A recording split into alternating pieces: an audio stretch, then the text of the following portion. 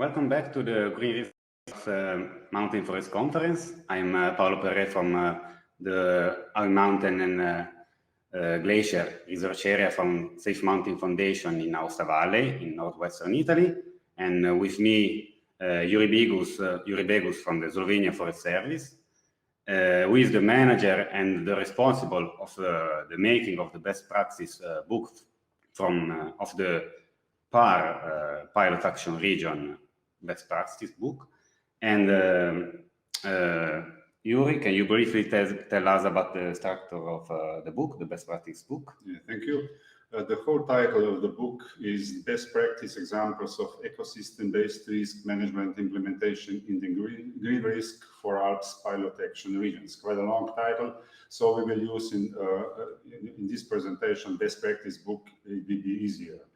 What was the main idea? The main idea of the book is that we can share some information, knowledge, experiences among all PAR regions. I don't want to present all these PAR regions because you already see yesterday and today where they are and how they look like geographically.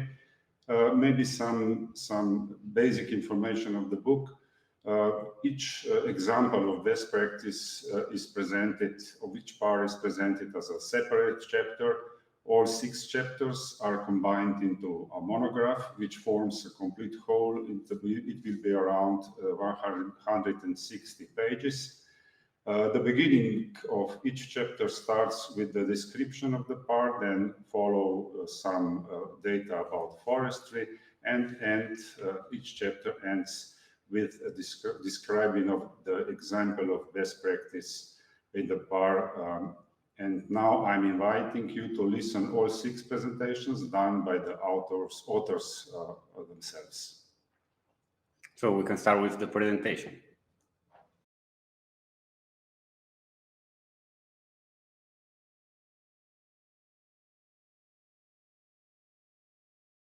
Hello, I'm Frederic Berger and I'm going to present you the French project area region, which is the Baronnies Provençal Regional Nature Park. It's a member of the network of French Regional Nature Park. It's located in the southeast of France between Grenoble and Marseille. And 97 communes are part of this park, and the total area, it's about, let's say, less than 2,000 square kilometers. Here are some pictures of the landscape that you can discover in this area, and I hope that this picture will give you the will to come to visit this wonderful place.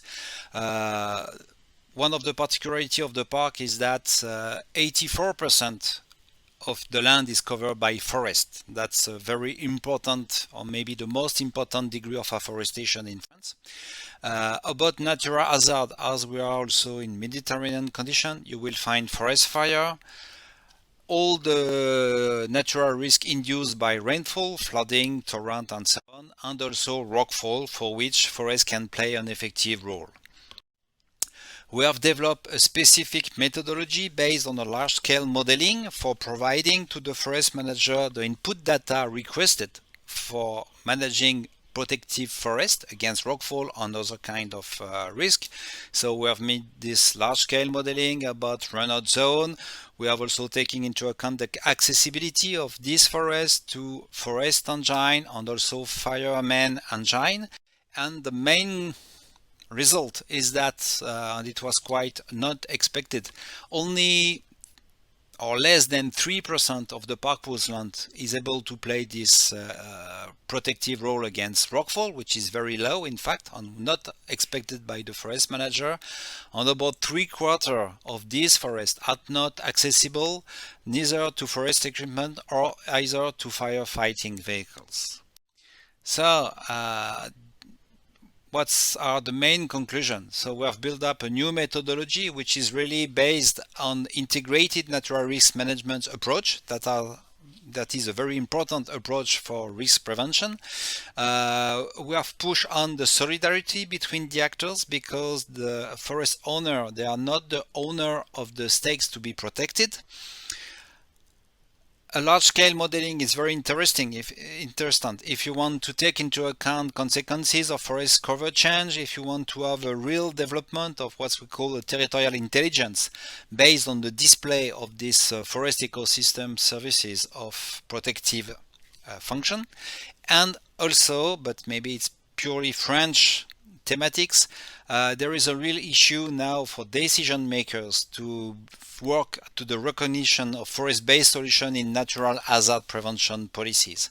That's very important, but let's say that GreenRisk4ALPs has been the first step for working in this direction, but we have to follow up, and it's another story that I hope that we'll have the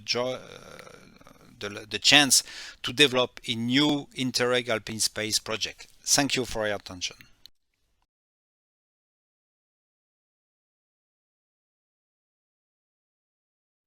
Good morning everyone, I'm Paolo Perret from Fondazione Montagna Sicura in Italy, and I will talk about the best practice in Val Ferret Parc, Grand Jura's Glaciers open-air laboratory for the development of close-range remote sensing monitoring system.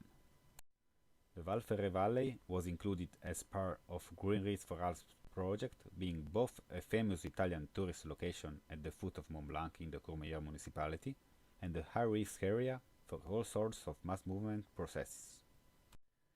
The typical natural hazards that endanger this park are debris flows and avalanches, sometimes connected to ice collapses from the glaciers of Mont Blanc Massif.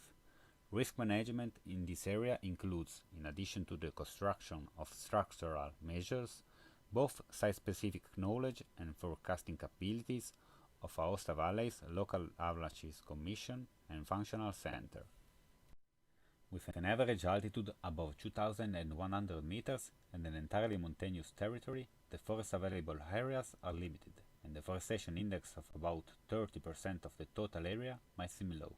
However, per capita, every citizen in the Aosta Valley has 7,500 square meters of forest, compared to the Italian average of 1,600 square meters. More than 45% of the park's total wood coverage plays a direct object protection role, proving to be effective not only in reducing soil erosion, but also in preventing avalanches release and mitigating rockfall impact in the run-out zones. Nonetheless, glacier-related hazards develop well above the timberline, in high mountain environments and hardly accessible areas, making both technical and ecosystem-based measures partially or completely ineffective. Monitoring and early warning systems are therefore essential, and remote sensing methods, able to measure many parameters without assessing the glaciers, often represent the most suitable solution. For these reasons, the Grand Jura's and Plain-Pensieux glacial complex is a reference area for natural risk assessment and management, where different close-range remote sensing techniques have been tested and used. This site becomes an open-air laboratory that allows knowledge improvement on new technologies while increasing our understanding on the recent evolution of the alpine glacial environments. Thanks for the attention.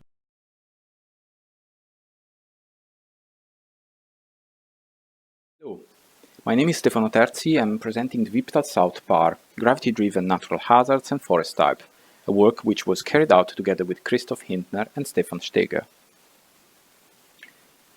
Wipptal South Parc is located in Italy and includes 3 municipalities, Vipiteno, Brennero and Val di Vize, where forest plays actually a very important role against natural hazards.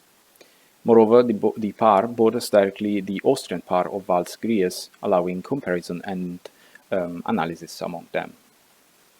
Flooding and the hydrological process mainly occur in the valley bottom of the Wipptal South Parc, but also quite a number of gravity-driven processes occur in hilly and mountainous areas, such as landslides, as you can see, of different types, and actually affecting and causing quite a number of intervention and damages, but also snow avalanches at a higher elevation, where in both cases forests can actually provide a measure. It's actually a measure to reduce the number and the intensity of such events. Mountain spruces and subalpine spruces dominate the area of the Wipptal South, and around 50% of the forest has a protective function, of which 19% has an object protective function, while 31% has a site protective function, as you can see here in the map represented a spatial distribution. The Val di Bisiro in Südtirol is particularly important as a best practice example in order since it characterized the forest types in South Tyrol, providing an ecological description and silvicultural characterization of the forest types according to a number of different set of factors, from landscape to geology. And all such information are synthesized in a practice-oriented ecological handbook, which provides maps that comes from the application of a geoecological model with aggregated spatial information. Here on the left you can see an example of a fact sheet with the different factors and their characterization in diagrams for each forest type and the spatial distribution on the right. In conclusion, having comprehensive information on the potential forest sites it's crucial in order to develop sustainable forest management strategies. And the project Vals Wipptal Südtirol allowed both to have standardized information on the silvicultural principles, but also to bring together experts from different fields in order to exchange information. The derived silvicultural guidelines are then accepted for the specific forest sites and implemented in the close cooperation with the forestry personnel and the owners in order to ensure the sustainability in the medium and long term of forest sustainable management strategies. Thank you.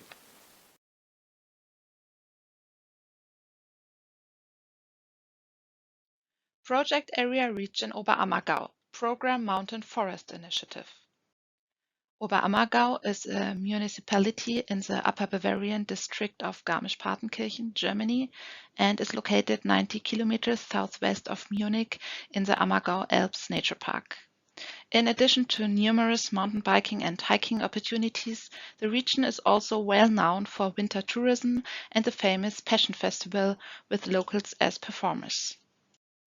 A look at the Bavarian Alps shows that about half of them, around 260,000 hectares, are covered with forest dominated by coniferous species. Around 60% fulfill priority protective functions and are specially protected by the Bavarian forest law. More than half of the pilot action area in Oberammergau is covered with mostly tall, pure spruce. Game and hunting management is largely in the hands of forest owners, which sometimes leads to excessive deer populations causing calamity areas, for example, stripping damage by red deer. The main problems regarding natural hazards are the torrent Große Leine, which in the past repeatedly caused damage and leads to high costs for flood control, rockfall and debris flow potential, and the sites are mostly geologically unstable and sensitive to erosion. The program Mountain Forest Initiative started 2008. The central part of the BWO are the so-called BWO projects. These are delimited areas with a high risk potential for degradation. In these areas, measures for the maintenance and adaptation of forests are initiated together with various forest owners and regional stakeholders. Besides these projects, several other actions are part of the BWO. For example, adapted seed sources, information on mountain forest sites, and intensified research on the effect of climate change on forests. Conclusion. Due to its location at the Ammergau Alps, Oberammergau has been confronted with the topic of protective forest and protective forest management for years. The GreenRisk4ALPs project was now able to draw on this long-standing experience, among other things, through a social network analysis in which the goals of the participation process and the actors and stakeholders were identified in order to close local knowledge gaps on the topic of risk management, to improve existing risk reduction programs, and to promote the involvement of and exchange between local actors through this initiative.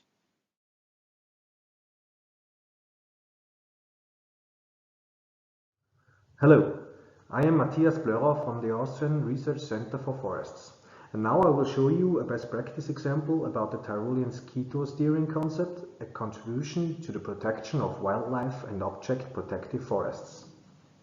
At first, I will give you information on the initial situation and some general facts. Then I introduce you into the concept of the Tyrolean ski tour steering before I will focus on its implementation in the pilot region itself. Ski touring is an important part of the winter tourism in Tyrol since a long time. Also in the study area of Gries and Brenner and Vals, the tourist frequency in forested terrain is increasing. Therefore, game experiences, increased food demand, and as a consequence, more damage to forests because of browsing can arise. To avoid conflicts, there is a need of cost-effective management. The region Gries and Brenner is located in the south part of Tyrol. Its forest consists mainly of spruce and large stands, characterized by a small-scale ownership structure. Typical alpine hazards, as indicated by the avalanche hazard zone plan below, are very common here. Therefore, humans and infrastructures are at risk. The Tyrolean ski tour steering concept was also implemented in this region. At first, something about the general conception. After the identification of regions with conflicts, the initiators start to involve all stakeholders and start a dialogue with several expertise inputs. Then, some basics like maps for nature-friendly ski routes, maps of game feeders and deer resting areas, or maps of protection forest areas are going to be prepared. The creation of map where intersections, for example ski routes and game feeders, occur is the next step. Targets to be protected will be defined before the elaboration and implementation of specific measures start. In general, a comprehensive set of various measures based on infrastructure, digital media and analog materials can be implemented. In Gries and Brenner, the following measures in the frame of the ski tour steering concept have been set up. The first step was an evaluation of outdoor tourist frequencies and the corresponding targets to be protected. These are among others red and roe deer, as well as object protective forests. The goals are the protection of these species and the protective forests, and therefore to steer away ski tours from habitats and important forest sites. The project team defined a set of nature-friendly routes, a parking guideline, and game protection areas to avoid voluntary. Some routes were provided by signposts for the optimal ascending path and easy recognizable panorama boards with all the important information. The project works successfully since 7 years. It is to be continued where obvious conflicts can arise. An implementation of this concept beyond the borders is the goal for the future.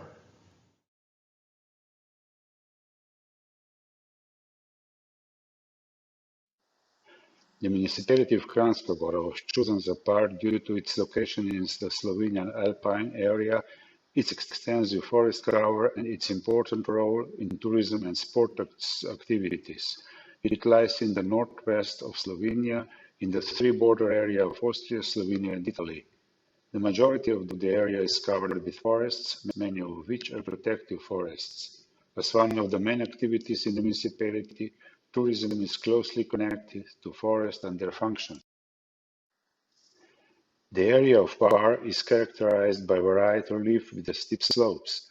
The most common natural hazards are torrents, rockfall, and also landslides and snow avalanches. The frequency of extreme weather events have been increased in the past decade. Forest represents almost 60% of the Parc area and almost 50% are protective forests. Beech forest types predominate, but the leading tree species is still spruce. The effects of climate change are seen already from 2007 to 2011, but they are clearly visible after 2014, and this has greatly affected forest management in the Parc.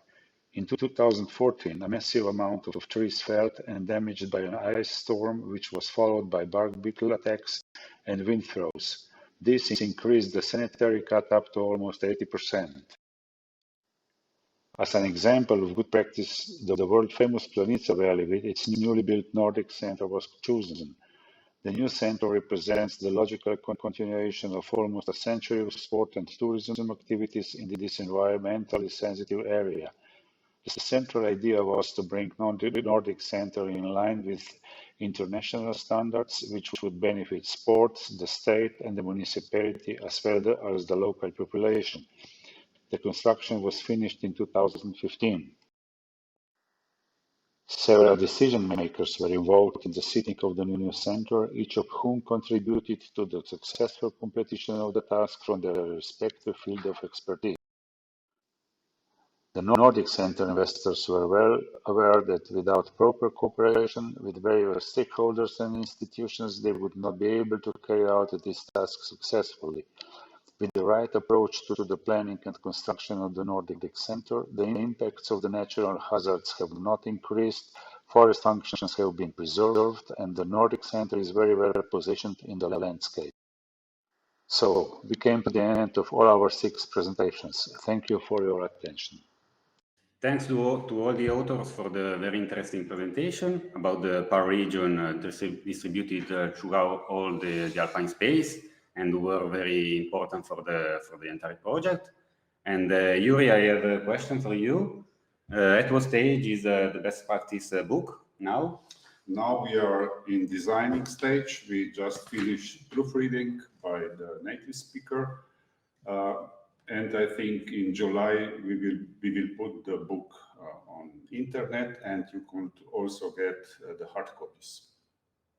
Okay, thank you. Thank you. So, and now we have the lunch break. We are in time, and but the conference restarts at 1:30 with the session Friends of GreenRisk4ALPs, Mountain Protected Forest as Ecosystem-Based Disaster Risk Reduction, with our colleagues Cristiano Castello and Stefan Steger. So stay connected and have a good lunch. Thank you.